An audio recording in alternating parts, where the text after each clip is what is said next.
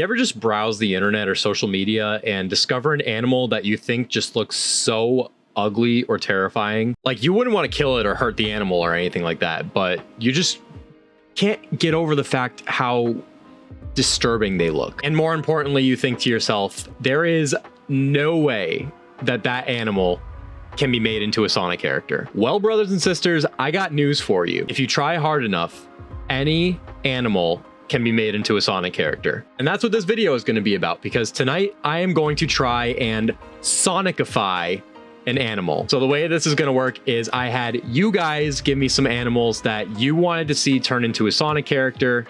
I'm going to pick one, I'm going to draw it, and as I'm drawing it, I'm just going to kind of explain my process to hopefully give you guys some cool little tips to help you turn any animal into a Sonic character. I got a lot of responses, so I actually might make this into a little series. So if you guys like this video and you want to see more of them, then please hit that like button. And if you haven't yet, subscribe, turn that notification bell on so you guys don't miss out on any future videos. And without further ado, let's get started.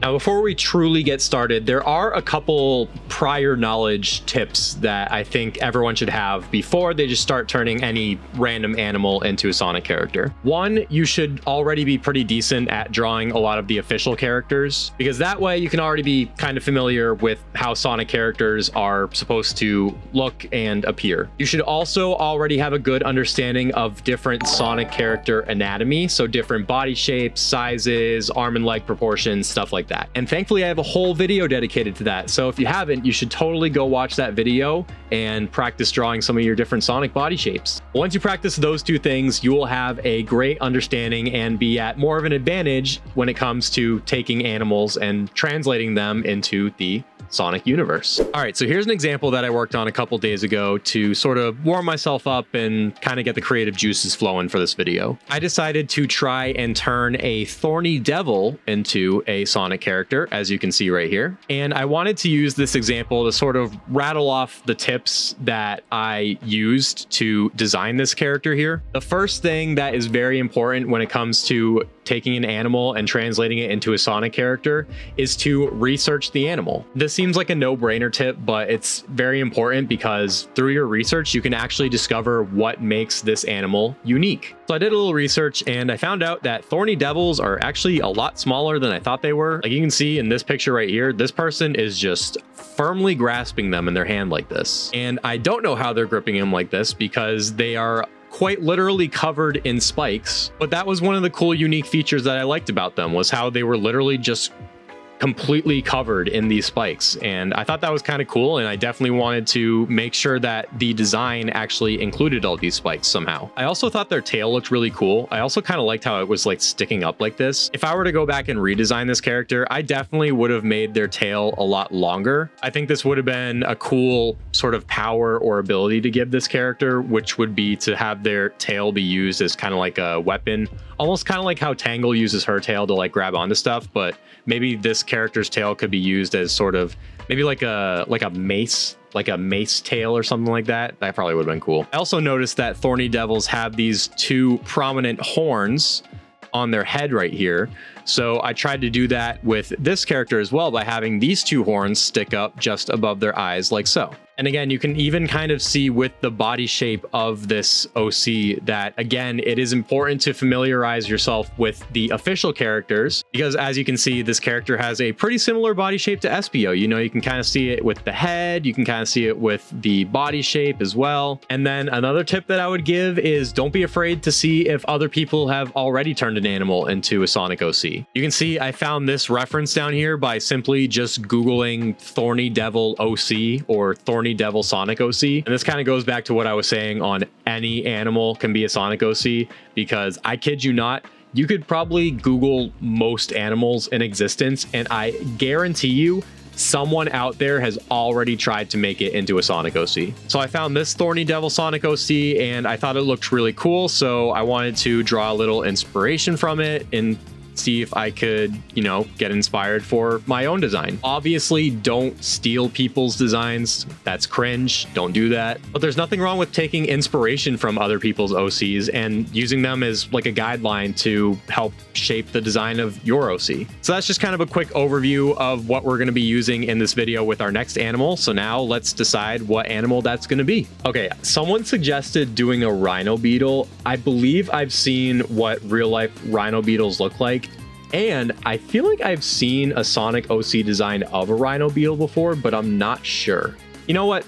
We're going to show the bugs some love, and we're going to do a bug Sonic character for this one. You don't really see too many bug Sonic characters, so we're going to be a little out of the box for this one. Oh, hell to the no. If that thing ever flew in my apartment, I'm moving out. I'm torching the apartment with a flamethrower. Oh my god, why does it look like that? Why does it have such a long thing on?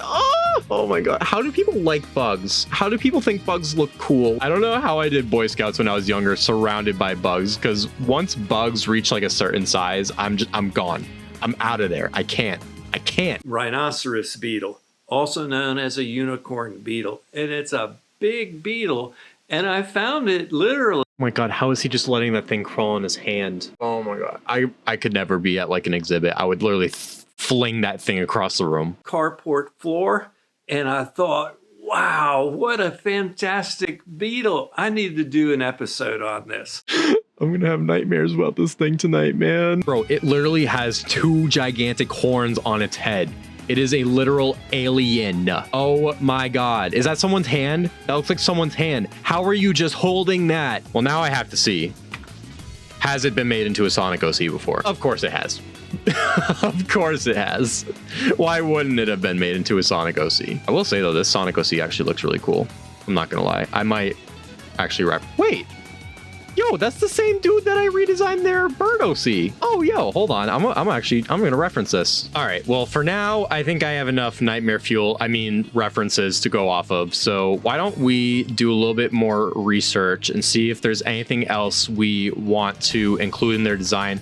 Obviously, right off the bat, there's a very identifiable signature trait with Rhino Beetles, and that is their gigantic horns on their heads. So that is something that I definitely want to try and sort of accentuate and make that sort of like a key feature of their design. And I think that's just a really good tip when it comes to taking an animal and turning it into a Sonic OC, is that if they do have a very distinguishable trait about them, I think that's important to really make that like a key part of their design. The body of an adult rhinoceros beetle is covered by a thick exoskeleton. A pair of thick wings lie atop another set of membranous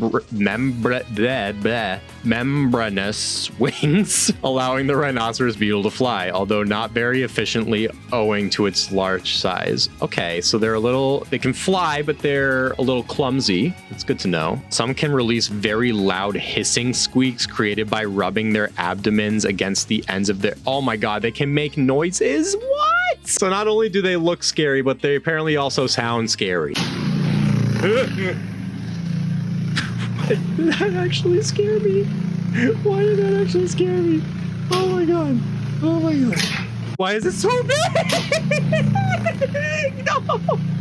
No, okay, no, that's enough research. I think I already have plenty to go off of. All right, so I've done a little research. I know a little bit more about what Rhino Beetles are, what they kind of are like, what they do, how they look, all that kind of stuff.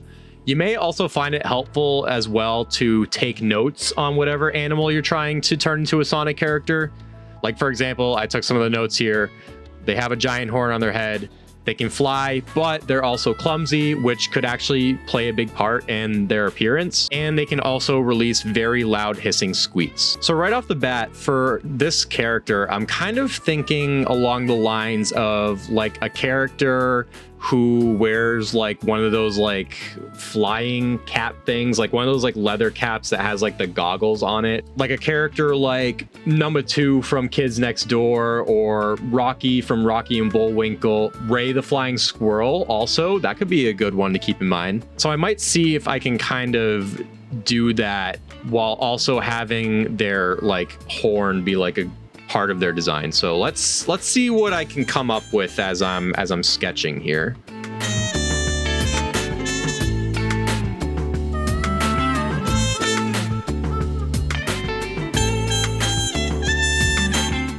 right, so now I'm drawing the little horn. Well, technically not a little horn. It's more like a gigantic horn right in the middle of its head right here. So I'm kind of thinking maybe we go with this sort of look for the horn. I was originally going to do sort of like this more like freaky looking horn right here, but I kind of want to just kind of keep it a little bit more simple. That's another thing usually to keep in mind too, is that you don't want to go like too overboard with the design traits or anything like that. A lot of times, at least in my opinion, I see a lot of Sonic OC designs that just look a little too busy, whether it's adding too many stripes or too many spikes to a design. So I try to usually find like a good balance in terms of adding the design traits, but also keeping the design a lot more clean, or as I've said a lot in the past, a lot more streamlined. So I definitely want to keep that in mind when I'm designing this Rhino Beetle.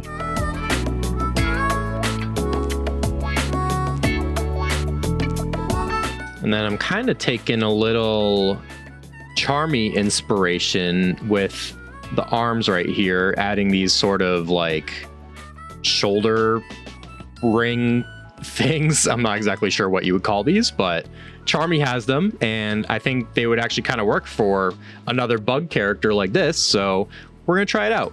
I'm trying to add what are supposed to be goggles, kind of like right here. They'll kind of sit over this sort of helmet slash, this is probably just going to be kind of part of their head. And then obviously I kind of wanted to keep their body having this sort of just round shape that the Rhino Beetle has already. And we'll just add a few of these. All right, so far this is going pretty good.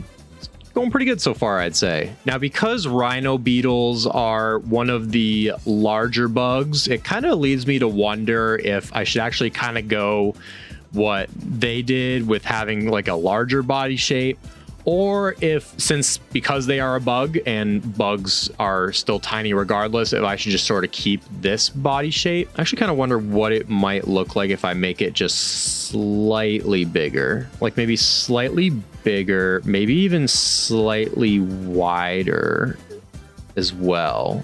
Like maybe something kind of like that. That might actually be pretty good. I think we're gonna go with this. We're gonna go with this for now. I'm actually gonna kind of take a little number 2 inspiration with the footwear for this beetle. And then maybe since I'm gonna try and lean a little bit into the clumsy route, I think it might be funny, even though he's flying, we're gonna have his shoes be untied. Imagine being so clumsy that even if you're flying and not using your feet, you still somehow find a way to trip over your own shoelaces. Like, brother, you are in the air. How do you manage to do that?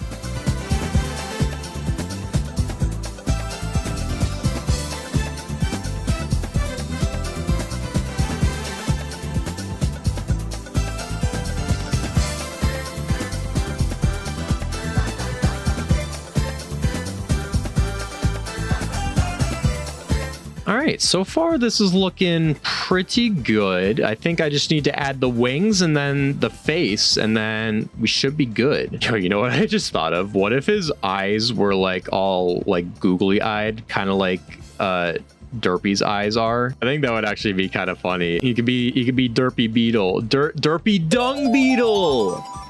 Oh wait, this is a Rhino Beetle. Oh shoot. I thought I was onto something for a second. Not gonna lie though, this looks pretty cursed. Okay, no. I think Derpy's a 1 of 1. I don't know if that would have worked very well. I think maybe we'll do like that sort of like cartoon thing where like the eyes are kind of like a little bit closer together to sort of make them look a little bit more like goofy, I guess you could say. And we're gonna give him a big old goofy smile, just like this. Wait, why does he actually look kind of cute though? Wait, I want to be his friend. Can I be his friend? All right, let's add the wings on the back here, and we're gonna make him look kind of like the Rhino Beetle wings over in this reference right here.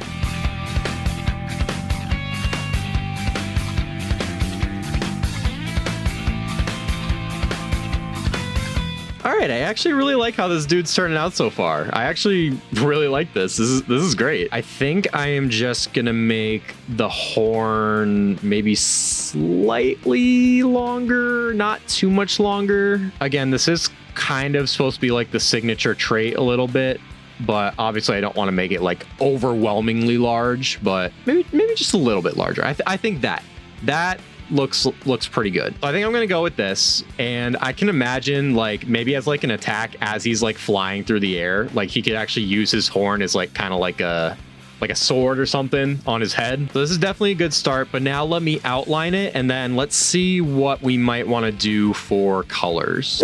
Okay, so when it comes to thinking of colors now, obviously one thing that you can do is you can choose the colors of the animal that you chose. There's nothing wrong with that. Obviously it makes sense, especially if your animal has like a really cool looking color palette. Like for example, this Rhino Beetle actually kind of looks like a pretty cool shade of purple, so I actually might use that. It was also while outlining that I was totally reminded of this dude from A Bug's Life. I used to love watching that movie and I totally forgot that this dude existed. But he's also this same purple as this Rhino Beetle, so I'm kind of thinking the purple might be the way to go. Now obviously you don't have to choose the same exact colors of your animal. Hedgehogs naturally are not blue, so you don't have to follow that rule. But you know, again, if your animal has like a cool looking color that is part of their, you know, body, then go for it. I think it might work out pretty well. So let's actually try that purple and see how it looks. I guess it might kind of be more like a grayish blue than a purple, but close enough, right? And then I'm actually kind of wondering if this sort of like orangey shape might actually pair well with this blue, and it kind of does. It's not too bad. I think for now let's keep it. I might change it slightly. Now I'm actually kind of wondering what it might look like if maybe we go just a little bit lighter specifically for the mouth area, and then we might keep the abdomen or whatever this is called. We might keep this same sort of periwinkle-ish color. I noticed there was like these little like green bits in here as part of Dim's design here. So like maybe we make that the color of the cuffs here. That could work. Maybe we use that, and that could also be the color of these things right here. Now I'm kind of wondering though, what if maybe, let's actually try, there's like a light blue sort of like highlight here. That actually might be a cool color for the wings. Ooh, yeah, I like that more. I like it more. Leaning fully in the cool color palette. So this is my initial thoughts for the colors, but right off the bat, I feel like the shoes are a little too white. I'm actually wondering what it would look like if I took this like dark blue from that Sonic OC that we added here. I actually do kind of like that. And maybe what might it look like if we use gray for all of this? Made this gray as well, and then maybe did like an even darker gray for the soles. I think it's a little bit better because the darkness sort of meshes a little bit better with the darker color palette. But see, now the green is kind of throwing me off. I think I might actually use that dark blue for these as well. Yeah, I'm kind of feeling that. And then I might actually keep this gold, and actually I might use that for the eye color, which I think might work pretty well. Actually, we might go even darker, honestly. I kind of want to try something maybe like this maybe. Yeah, I kind of like that. I think it just meshes better with like the purple color palette more. What if I even try making the wings purple? Yeah, honestly, I might actually like this better. I'm like slowly making it more purple. I'm like obsessed with purple. I refuse to like do any other colors. I think it just complements everything nicer, I feel like. And then low key, because I know yellow is a complementary color to purple, what actually would the shoes look like if they were yellow? High key, that's actually not too bad. And then now, what if maybe we actually switch these around, and then maybe we'll keep that the lighter gray, make this the light gray again. Okay now. Okay. All right. I kind of like that. I think I'm going to go with this. I think this is going to be our final Rhino Beetle Sonicified. Now, I kind of just want to cover a few other points that I think you might find a little helpful in terms of turning an animal into a Sonic character. Like I said, practicing Sonic anatomy is very important, but it's also important to know how Sonic eyes and Sonic hands are also drawn as well. Like you can see that the Sonic-y eyes are a very distinct shape. I also stuck with, you know, how every Sonic character has a muzzle of some sort. So I definitely wanted to make sure that we remembered that as well. Obviously, not every Sonic character has these similar like eyes and muzzle shapes that Sonic has, but if you are trying to Sonicify an animal, it's honestly a pretty safe bet, just because the facial appearance of a lot of Sonic characters do look like this. So you'll definitely communicate that Sonic-y look if you do that. Obviously, it's also important to remember that Sonic characters are very cartoony looking. They're very Mickey Mouse coded. So you don't want to get too detailed with the animal anatomy. Like you obviously don't want to give them like freaky looking legs like an actual Rhino Beetle. You can even see that just taking these like traits of the Rhino Beetle and just sort of just translating them into like this 2D sort of aesthetic or look can just go a long way. Like I don't think this design is like overly complicated or anything. I think it's still pretty simple in nature, but you know, you can still tell that it's a Rhino Beetle, I feel like. Hopefully all those tips made sense as I was explaining them, but if you do follow these tips, then you will find it pretty easy to Sonicify any animal. This is honestly really fun. I definitely want to do more of these in the future. So if you guys have any other animals that you would like to see Sonicified, leave them down in the comments below. I actually did a similar video to this a couple years back with a star-nosed mole. So if you guys want to watch a little throwback, check out that video right there. Again, make sure you subscribe and turn on that notification bell if you guys want to see more Sonic art related videos. And as always, stay cool, stay creative, because I'm Jay Creative.